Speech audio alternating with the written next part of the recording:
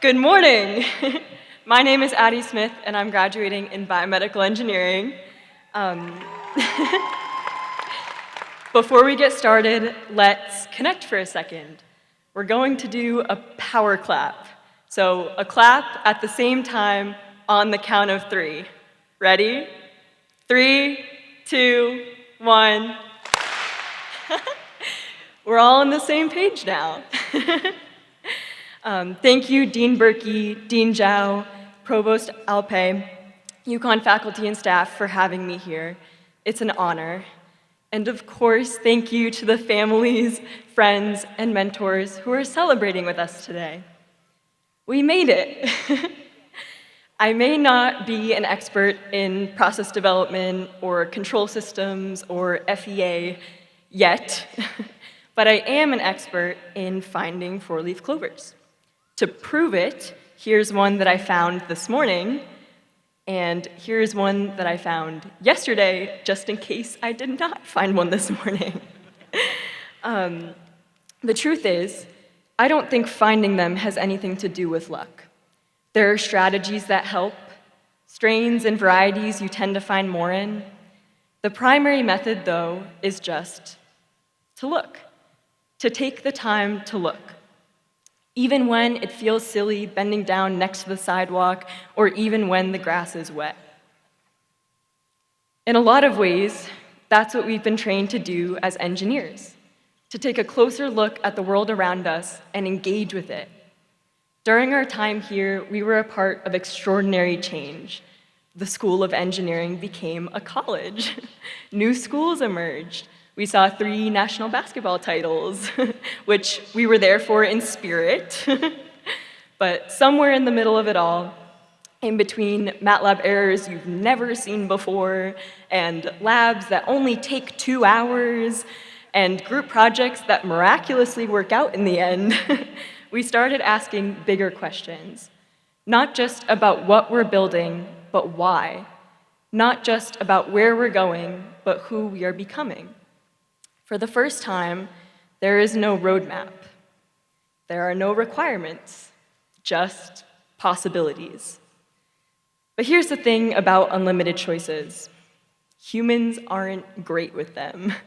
When everything feels like an option, it can be hard to know where to start.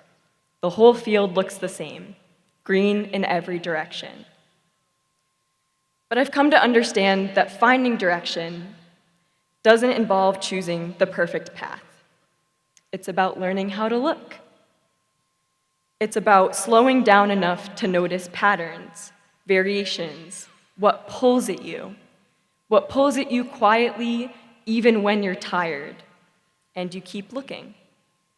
We spent years learning how to take something complicated, break it down, and work through it step by step. The same skills we use to develop as engineers are the ones we'll use to build a meaningful life. Purpose isn't something you find all at once. It's something you build by noticing what matters, what feels meaningful in your life, and moving toward it, even when you don't have a plan yet. I spent 4 years at UConn collecting things I loved: writing, community, outreach, medical devices. Not because I had a master plan, but because I followed what lit me up. And slowly, a direction emerged, not from certainty, but from attention. Something I always come back to is, we don't have to be here. We get to be here. That's the difference between enduring your path and actually choosing it. The late nights, the frustration that you pushed through anyway, the problem sets that you almost didn't finish but you did, you didn't have to do that. You chose it. And that choice, the accumulation of those choices, is what got you here. And you didn't do it alone. A special thank you to Lucia Scotti for being my engineering partner in crime from day 0 of college to day 1,355. Countless exams, SWE meetings, projects. You never once let me feel alone. We all have that person. We all have those people. They're right here, so look at them and tell them. One of my favorite professors once told me, "There are no happy endings, but there are exquisite moments that sustain you all your life." This is one of those moments. Engineers don't wait for solutions. We find them, we build them, we look for them intentionally, curiously, even when the grass is wet.